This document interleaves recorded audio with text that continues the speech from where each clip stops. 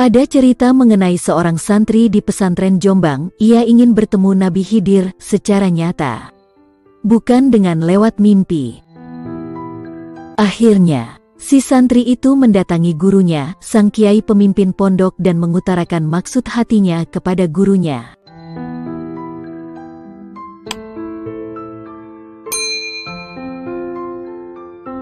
Mbah Kiai diam sebentar kemudian berkata, jika kamu kalau ingin bertemu dengan Nabi Khidir, syaratnya ketika sholat Jumat harus datang pertama kali sebelum ada orang yang datang mendahuluimu. Dan pulang dari masjid yang paling akhir. Sesudah semua orang pulang dari masjid, lakukan itu sebanyak 41 kali Jumat, tanpa ada satu Jumat pun yang terlewat.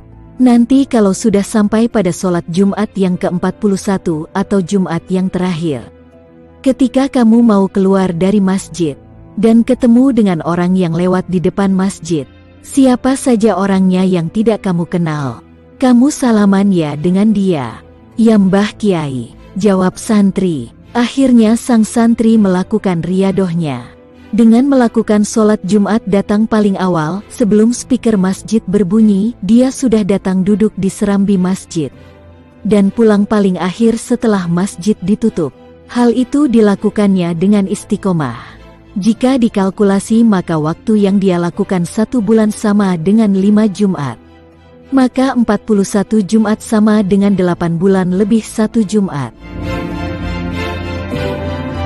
Setelah Jumat yang ke-41 kalinya, dia datang kepada Mbah Kiai ingin memberitahukan bahwa riadoh dia sebentar lagi akan berakhir dan ingin meminta nasihat. Kata Mbah Kiai, sekarang adalah Jumat yang terakhir.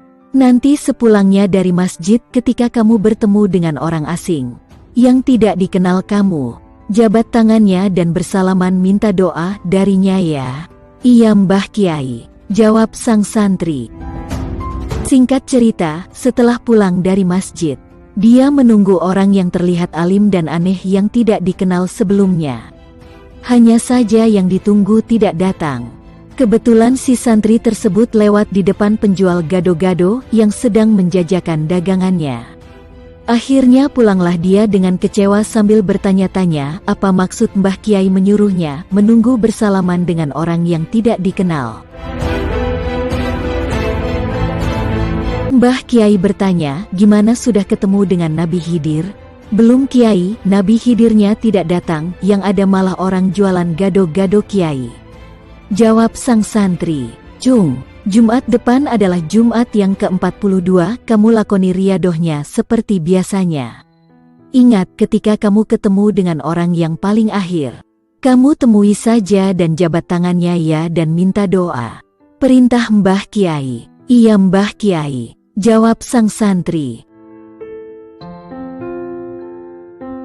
Pada Jumat yang ke-42, sang santri tetap seperti biasa melanjutkan riadohnya. Duduk di serambi masjid sambil menunggu semua jemaah bubar.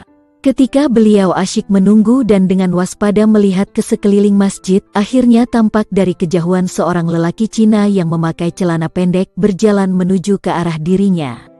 Muncullah gejolak dalam dirinya, apakah dia harus bersalaman seperti perintah gurunya ataukah membiarkannya begitu saja. Tidak mungkin orang Cina ini Nabi Khidir, dia itu orang Cina, gak mungkin Nabi Khidir. Orang Cina kebanyakan pada saat itu beragama Buddha atau Konghucu. Karena tidak mendapat respon orang Cina tersebut segera berlalu. Dan akhirnya si santri memilih pulang. Rupanya, nafsu si santri telah mengalahkan ketaatannya pada sang guru. Pulanglah santri dengan langkah gontai serta rasa kecewa dengan berbagai macam prasangka kepada gurunya. Setelah pulang dari masjid, masuklah si santri itu menemui Mbah Kiai di rumahnya. Gimana Cung, sudah ketemu dengan Nabi Khidir? Tanya Mbah Kiai. Belum Kiai, tidak ketemu dengan Nabi Khidir. Ketemunya dengan orang Cina memakai celana pendek, jawab sang santri. Ingat Jumat ke-43, Jumat terakhir. Kamu tetap riadoh seperti biasa, dan kalau ketemu dengan siapa saja, kamu salaman minta doa darinya. Jangan nafsu dan prasangkamu mengalahkan ketaatanmu kepada diriku, Chung. Kalau kamu tidak taat kepada nasihat dan perintahku, maka selamanya kamu tidak bertemu dengan Nabi Khidir. Sudah berangkatlah, Chung, perintah Mbah Kiai. Jumat yang ke-43. Singkat cerita, sang santri menunggu di serambi masjid dengan sabar, sambil mengingat pesan sang guru. Jika dia tidak patuh dan berprasangka buruk, maka dia tidak akan bertemu dengan Nabi Khidir.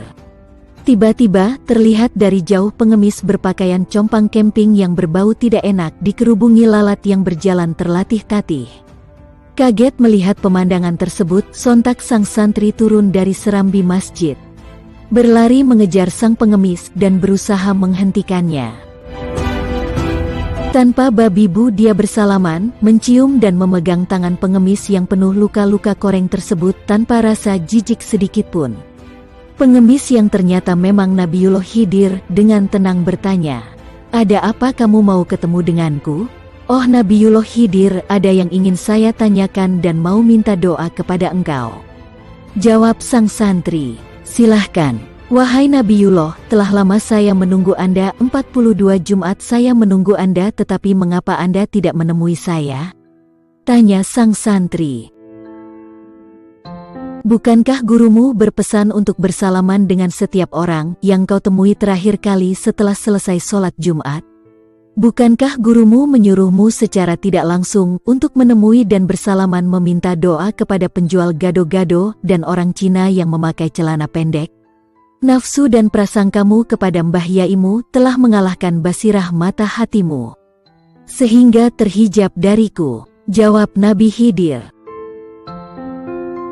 "Anda betul wahai Nabiullah Khidir," sesal si santri. "Wahai Nabiullah, berdoalah kepada Allah tentang diriku, karena doamu istijabah ya Nabiullah." "Baiklah, apa permintaanmu? Ingin kekayaan? Sebutkan saja. Apa yang harus aku mintakan doa kepada Allah?" jawab Nabi Khidir. "Wahai Nabiullah, saya hanya ingin Anda mendoakan saya mendapat kebaikan dan dilindungi dari segala keburukan di dunia dan akhirat." Nabiullah Khidir berkata, "Baiklah, akan saya doakan agar engkau mendapat kebaikan dan dilindungi dari segala keburukan di dunia dan akhirat."